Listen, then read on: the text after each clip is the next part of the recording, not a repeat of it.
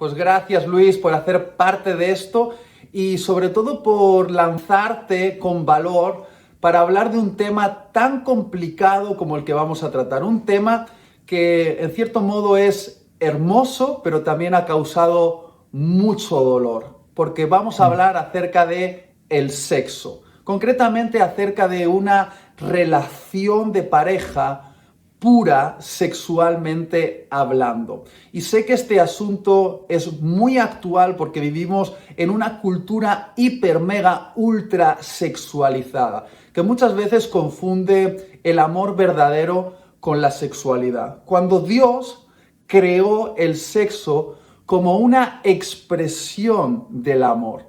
Es decir, el sexo está al servicio del amor. Nunca el amor debería estar al servicio del sexo.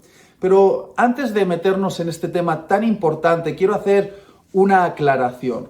Tristemente, muchas veces desde nuestras plataformas, en las iglesias, hemos hablado acerca del sexo con un tono muy oscuro. De hecho, siempre hemos enfatizado los peligros del sexo. Y es cierto que el sexo tiene peligros y vamos a hablar de ellos hoy, pero el sexo es diseño de Dios. Dios es el creador del sexo. Y esto es una verdad que está impresa desde la primera hasta la última página de la Biblia. De hecho, el sexo es algo tan valioso que hay un libro en la Biblia que trata acerca de la relación sexual entre un esposo con su esposa. Es Cantar de los Cantares, que por mucho que queramos poetizarlo, está describiendo la relación sexual, el cariño, las caricias, el deseo en una pareja. ¿Por qué? Porque el sexo es diseño de Dios. Y Dios creó el sexo para tres cosas fundamentales. La primera, reproducción, que creo que eso es comprensible para todos. La segunda, para obtener placer, porque el placer es idea de Dios. Pero hay una tercera razón que tristemente este mundo no conoce. Porque este mundo sabe que el sexo sirve para reproducción y placer, pero no ha entendido que el sexo además puede ser adoración a Dios. Y no me estoy refiriendo a ponernos una canción de Marcos Witt mientras la pareja mantiene relaciones sexuales. No, estoy diciendo que el mismo acto sexual dentro del marco en el que Dios lo creó, que es el matrimonio, y para el matrimonio es adoración a Dios. Y justamente de esto vamos a hablar. Cuando el sexo es practicado dentro del marco para el cual Dios lo creó, se conoce como hacer el amor. Una expresión del amor en la pareja. Pero la Biblia usa otra palabra, una palabra que aparece muchas veces en la Biblia con connotaciones realmente negativas, para definir el sexo fuera del marco matrimonial, y es la palabra fornicación. Y Luis, yo sé que tú puedes ayudarnos a entender un poquito mejor qué significa esa palabra que está asociada con el sexo fuera del marco matrimonial. ¿Qué es fornicación, Luis? Bueno, la palabra fornicación es una palabra que deriva del griego porneia. Y inicialmente, si la miramos en su contexto, digámoslo así, original, hablaba de las relaciones que tenían las personas de la cultura griega con las prostitutas del templo. Entonces, esta palabra fornicación sí o sí tenía que ver con idolatría, tenía que ver con sacrificios a los dioses griegos y a través de estas prostitutas. La palabra porneia viene de la palabra prostituta en griego. Lo que pasa es que los apóstoles del Nuevo Testamento ampliaron el concepto y le dieron más sentido y más significado, llevándolo a esta definición que hablábamos, y es inmoralidad sexual o actividad sexual fuera del vínculo matrimonial. Por ejemplo, el apóstol Pablo allá en 1 Corintios 5 dice que se oye que hay entre ustedes fornicación, y fornicación tal que ni se ha escuchado entre los del mundo. Y la gente dijo, ¿cuál? Dice, un hombre tiene a la mujer de su padre, ¿viste? Entonces, si una persona en griego normal hubiera dicho, ¿por qué? ¿Acaso es una prostituta? No, no, no. Es que dentro de nosotros los cristianos tomó el sentido de generalizarlo a toda inmoralidad sexual, es decir, actividad sexual fuera del pacto matrimonial. Y, por ejemplo, hay dos pasajes súper tremendos que me parece que vale la pena recordarlos. Uno de ellos está en Primera de Tesalonicenses, el capítulo 4, versículo 3, dice: la voluntad de Dios es tu santificación, que te apartes de fornicación. Y en Colosenses capítulo 3, versículo 5, dice: hagan morir pues lo terrenal en ustedes, fornicación, impureza, pasiones desordenadas, malos deseos y avaricia, que es idolatría. Entonces, la ampliación, digamos, del término del griego fue inmoralidad sexual, es decir, actividad sexual fuera del matrimonio. Wow, qué interesante. Y la verdad, algo que tenemos que notar es que cuando la Biblia hace referencia a la fornicación, no dice que resistamos la fornicación, dice sí, que huyamos de la fornicación.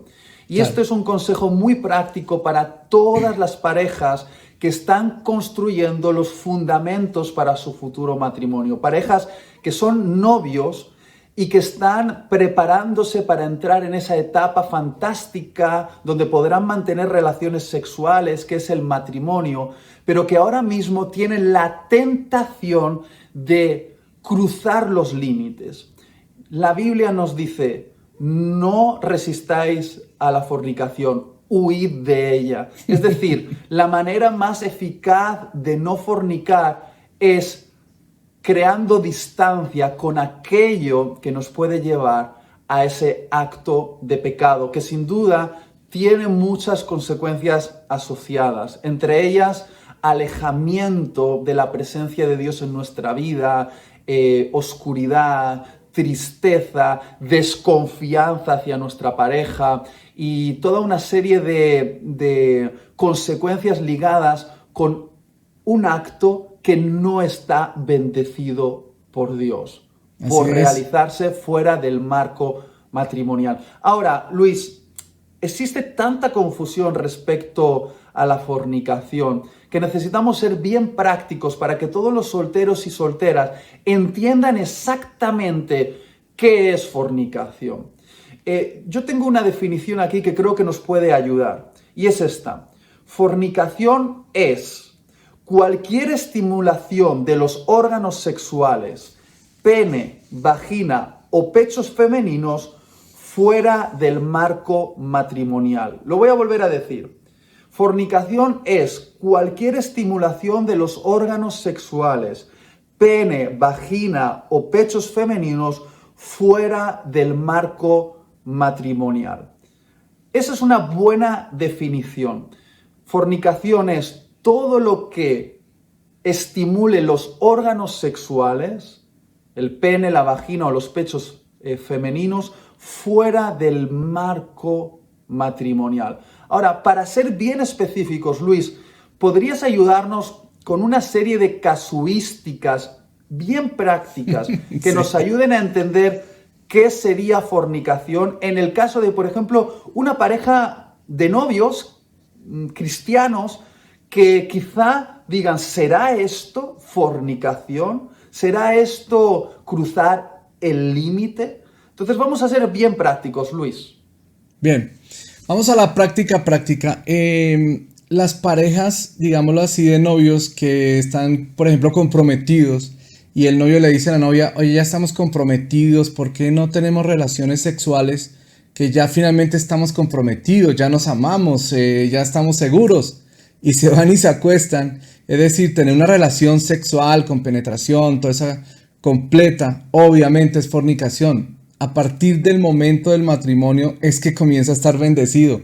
Antes, así sea el día antes, eso se llama fornicación, o sea, relaciones sexuales completas. Otra, he escuchado, pero es que yo solamente tuve la puntica, como dicen aquí en Colombia, fue una penetración parcial.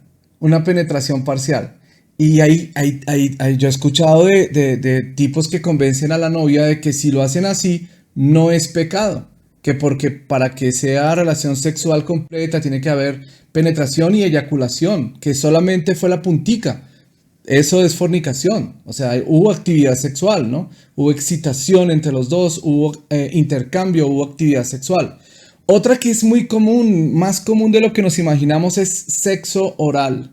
Sexo oral. Es decir, dicen, bueno, como lo malo es el tema vaginal y para que guardes tu virginidad, entonces tengamos sexo oral. Y en el sexo oral, obviamente que hay una actividad sexual. Y también, y peor diría yo, en el sexo anal.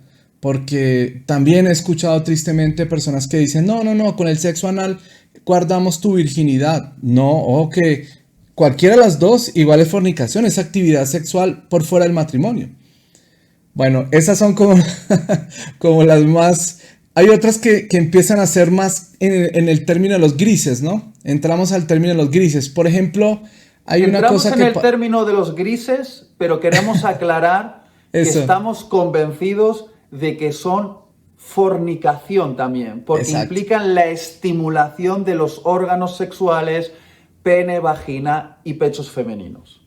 Exacto. Entonces, por ejemplo, una cosa que hacen muchos novios, yo no sé si en todas partes del mundo, aquí en Colombia lo sé, que por ejemplo se ponen a ver televisión juntos y bajo las cobijas empiezan a tocarse y a tener toda la relación sin quitarse la ropa. Esto aquí se llama blugineo. También lo hacen bailando, también lo hacen abrazándose con besos súper apretados. Inclusive llegan a tener eyaculación y todo, solo que sin quitarse la ropa. Pero todos los movimientos, toda la fricción, todo, la chica se siente encima de él. En fin, no me gusta entrar en tanto detalle porque de pronto alguien me está escuchando y dice, ah, eso se puede hacer. pero, Pero es pero, importante, Luis, y te agradezco la claridad, porque tristemente cuando no hablamos con tanta claridad es donde se quedan las dudas, eso que tú dices, los famosos lugares grises, y lo que queremos es traer luz y traer claridad respecto a un asunto que a veces implica demasiada confusión, y por eso te agradezco que seas tan claro, Luis. ok, ese intercambio es fornicación, obviamente, porque pues, hay actividad sexual. Como hemos dicho, fornicación lo podemos resumir como actividad sexual, ¿no? Por fuera del matrimonio. Y donde hay estimulación, como tú lo decías, del pene, la vagina o los pechos, es decir, hay actividad. Ok, otra que tiene que ver con la anterior y es sentarse parejas de novios a ver pornografía, a ver pornografía. Honestamente, me parece que no es apropiado. La Biblia dice que de estas cosas ni aún se hablen entre nosotros. No es apropiado verlo.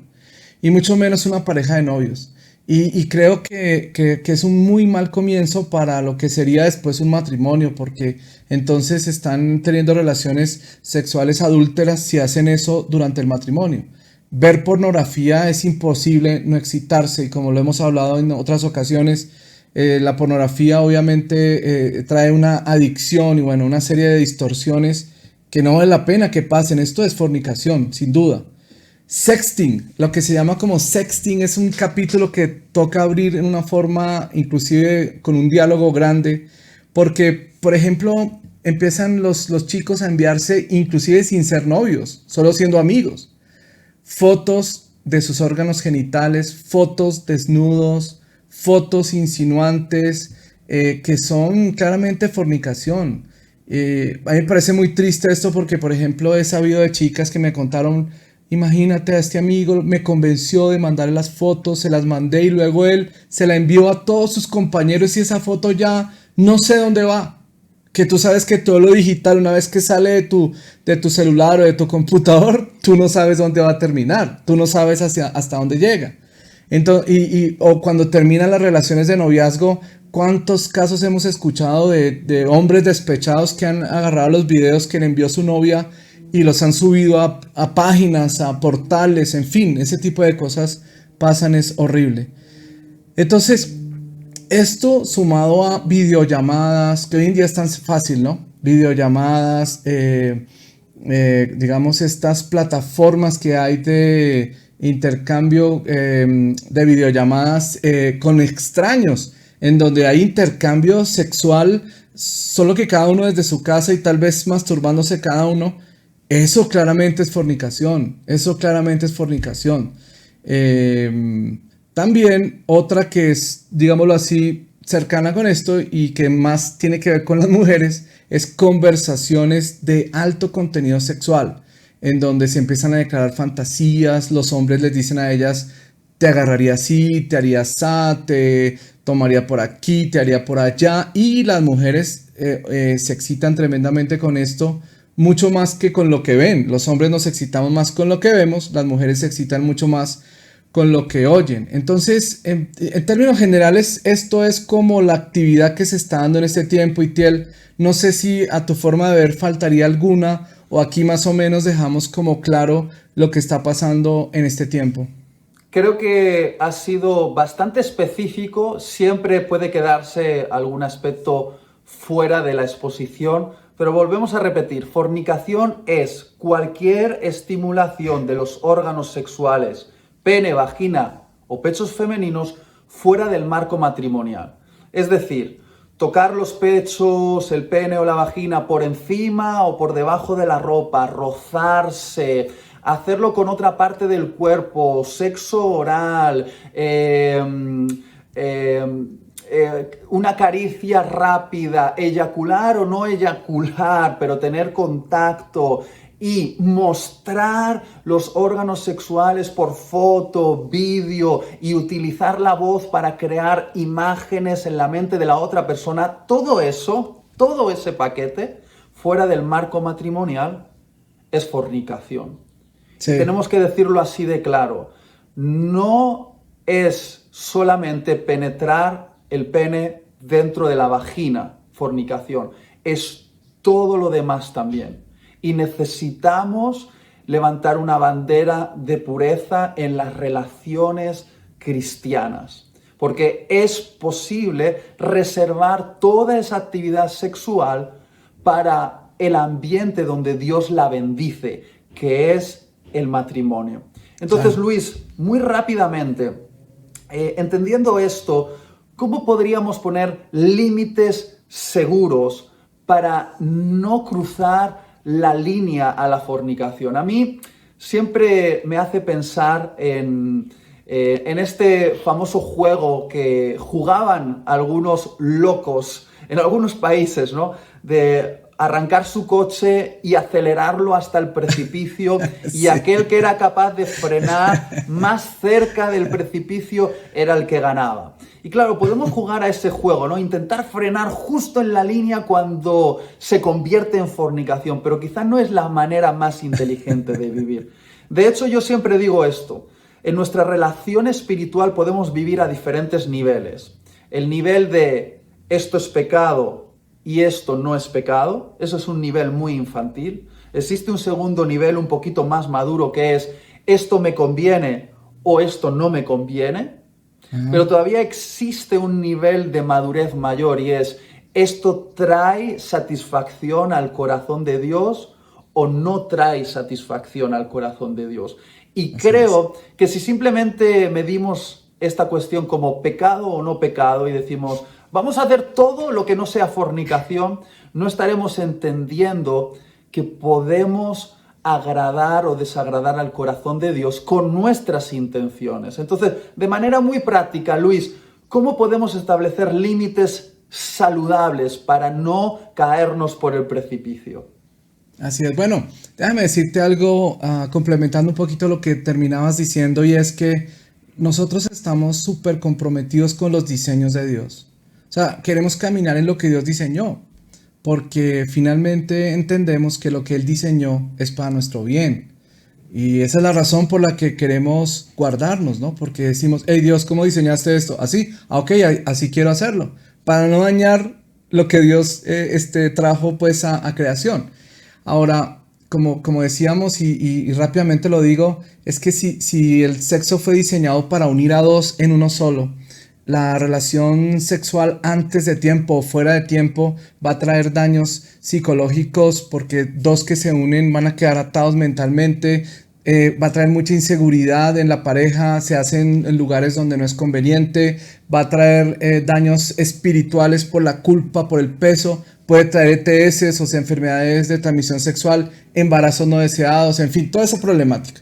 ¿Cómo poder ponerle límites a todo esto? Bueno, ya que mencionabas el ejemplo del carro, yo pensaría que la idea es tratar de no prender el carro. No prendas el motor. Yo diría que lo generalizaría así. ¿Sabes qué? No hagas nada que prenda el motor. Bueno, entonces, por ejemplo, si una pareja se dedican en el living, en el sofá, a sentarse en la sala de su casa, eso ya no, creo que nadie hace eso. En el carro, no sé, en el coche, donde estés, a besarte por horas, besarse y besarse con lengua y toda esa cuestión. Ey, estás prendiendo el carro en el garaje y no lo estás sacando. Estás súper excitado. ¿Para qué? ¿Sí? Entonces yo no digo que ya entraron en fornicación, pero creo que están camino a si no paran, ¿no? Correcto, entonces, correcto. Por ejemplo, besos súper largos, estar todo el tiempo solos en actividades, por ejemplo, como estar solos en la casa de uno de los dos. Estás dándole una oportunidad increíble a tu carne, a tus pasiones y cosas que ya llegará un momento en que de pronto no puedes controlar.